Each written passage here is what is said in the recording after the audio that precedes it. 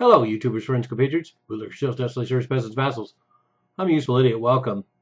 And today I want to talk about the possibility that at some point there could be another confrontation or a war between the Iraqi state with the government centered in Baghdad and the autonomous Kurdish region in northern Iraq, ostensibly known as Kurdistan.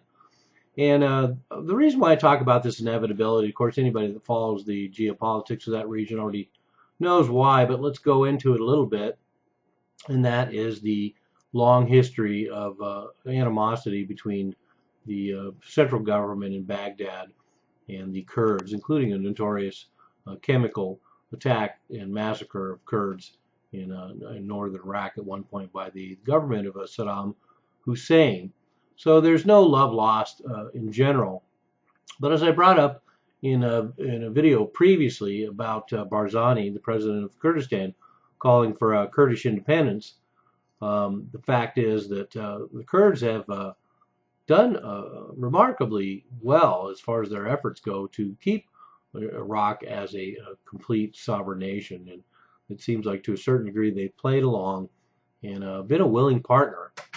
But at the same time, they've taken advantage of every opportunity to increase their autonomy, and now under the blanket of the ISIS disintegration of Syria and Iraq, of course, the Kurds have been able to take over even more land in northern Iraq, including the area around Kirkuk. And that is the central point right now where we could see some conflict between the central government of Iraq and the Kurds. And that's where we talk about a potential point of conflict. And one of the reasons why we can talk about a potential point of conflict is there's already been some. Last November in 2015, there's 10 days of clashes between the Kurdish forces and the Iraqi militia there around Kirkuk. And neither side really can accept losing the area around Kirkuk, particularly now that the Kurds have gotten a hold of it after all this time. It's been a disputed area of land for quite some time, and at one point Iraq even redistricted the country in order to repatriate that area around there into the Iraqi state at that point. In fact, there was a certain amount of ethnic cleansing and shuffling of populations in order to get more Kurds out of that region and more Iraqis. But anyway, the Kurds took control of that region 18 months ago, and they've been setting up more and more of their infrastructure in order to keep it integrated into the new Kurdish state. Should things change there, and they've also taken control of pipelines that ship oil north through Turkey. So now we have all the local bases, all the local checkpoints, and all the governance are done by the Kurds in this region. And now they're shipping 300,000 extra barrels a day added to what they were already shipping from Kurdistan north through Turkey, where it ends up primarily in Israel.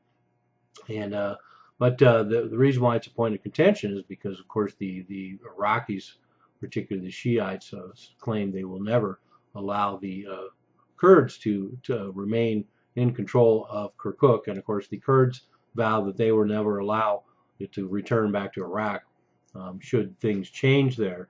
And so anyway, this could be a very interesting situation. And once again, to quote President Barzani, he said that, quote, "We don't want clashes with anyone, but we will fight to the last person, and we will not let anyone else control Kirkuk.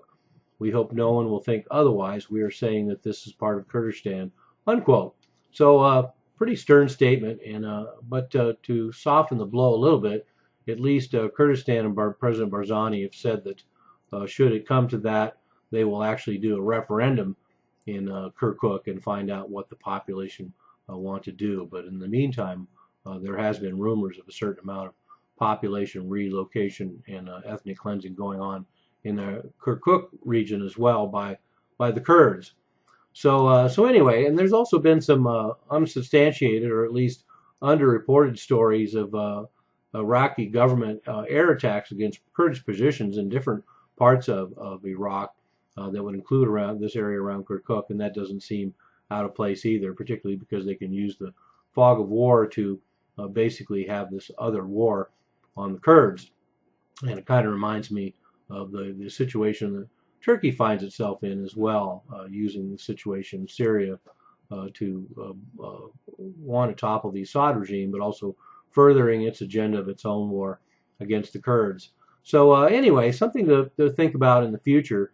Should Kurdistan declare independence at any given point, which could happen momentarily or several years from now, and then also the fact that we will see if the Iraqi government in Baghdad is in any place to squabble. They're very weak right now, and it's hard to imagine that they could muster anything to challenge any moves by the Kurds. But that said, they have a lot of pride, and it seems like conflict would be inevitable. So I put my cards on the table that at some point there will have to be some sort of showdown between the Iraqi government in Baghdad and Kurdistan that's ever closer to independence. I'm a useful idiot. Don't you be one too.